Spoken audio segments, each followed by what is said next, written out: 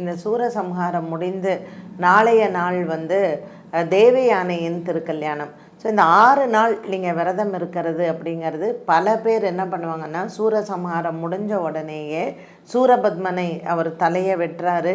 அப்புறம் அவர் வந்து வேலும் மயிலுமாக சூரபத்மன் வந்து ஒரு வாகனமாகவும் சேவல் கொடியாகவும் இருக்கிறாரு. இது இன்னைக்கு நடந்து முடிஞ்சு முருகப்பெருமான், அதாவது சொல்லுவோம் இல்லையா, அவர் வந்து ஜெயந்திநாதராக இருந்து யாகசாலை மண்டபத்துக்கு வராரு. அவர் ரொம்ப உக்ரமாக இருக்கார். கோபம் தனியாகிறதுக்காக அவருக்கு அபிஷேகம் எல்லாம் நடக்கிறது.